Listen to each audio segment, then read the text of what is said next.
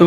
Hello दोस्तों, मेरा नाम है DRI साकिब वारिस और मैं आप सभी का स्वागत करता हूं अपने चैनल नैनाम फार्मा क्लिनिक पे। तो दोस्तों, कैसे हैं आप सब? आज मैं बात करने वाला हूं कुछ अलग टॉपिक पे। जैसे कि अगर आप एक फार्मासिस्ट हैं, रजिस्टर्ड फार्मासिस्ट हैं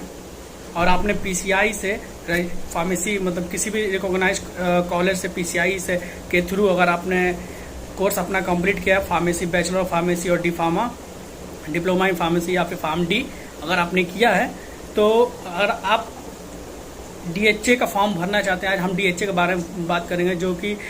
दुबई हेल्थ अथॉरिटी और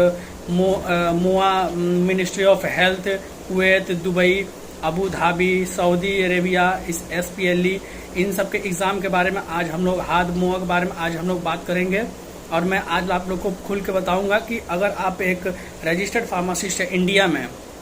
बैचलर ऑफ फार्मेसी और डिप्लोमा ऑफ फार्मेसी किए हुए हैं, तो अगर आप अप्लाई करना चाहते हैं फॉरेन में, फॉरेन जाना चाहते हैं, अगर बहुत से लोगों का ये सपना होता है कि वो ज़्यादा पैसे अगर कमाने के लिए या फिर बाहर जाने के लिए बाहर जाकर जॉब करें, तो जैसे एक प्रैक्टिशनर के तौर पे, pharmacy practitioner, pharmacist practitioner, drug chemist, pharmacist के तौर पे, तो सबसे पहले अगर आपको मतलब बाहर जाना है और फॉरेन में किसी भी फार्मेसी कोर्स करने के लिए, तो आप लोग को पेपर देना होता है। जैसे कि अगर आप यहाँ पर रजिस्टर्ड फार्मासिस्ट है और 2 साल का एक्सपीरियंस आपके पास हो, तो 2 साल का एक्सपीरियंस हो हॉस्पिटल फार्मासिस्ट, क्लिनिकल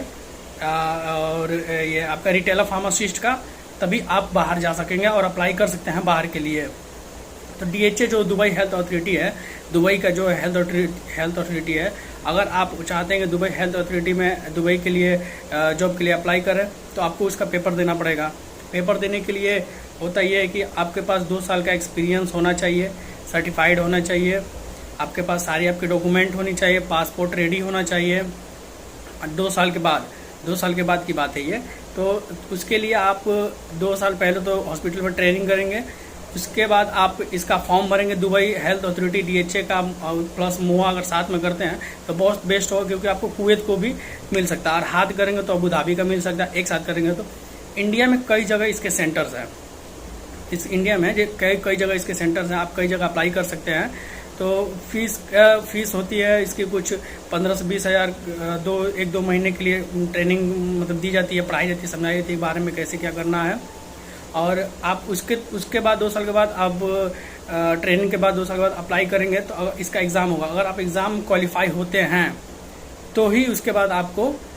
दुबई के लिए फिर आपको बुलाया जा सकता है, दुबई से वहाँ से आपको कॉन्टेक्ट किया जाए। और सैलरी होती है जो वही सैलरी, स्टार्टिंग सैलरी होती है 4,000 दिरहम, यानी कुछ 80,000 के करीब,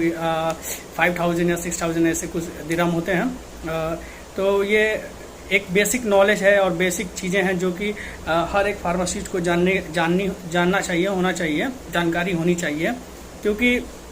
बाहर जाने के लिए बहुत सी चीज़ें, प्रोसेस हैं जो कि कई तरह लोग ऐसे बुला लेते हैं अपने रेफरेंस के थ्रू, बट वो सही नहीं होता है, क्योंकि आपके ऊपर कार्रवाई की जा सकती है अगर गलत रहा तो, क्योंकि आपको लाइसेंस मिलता है वहाँ करने का। आप बिना किसी लाइसेंस के किसी कंट्री में कोई जॉब मतलब प्रैक्टिस नहीं कर सकते हैं। तो as a practitioner, pharmacy practitioner, आपको इन सबको पेपर देना होता है, और हर जगह का एक अलग ही एवरेज होता है, हर जगह का अलग ही तरीका होता है जाने का और कराने का। तो सऊदी का भी SPLE का पेपर कराते हैं वो लोग, उससे जाने के लिए। ठीक,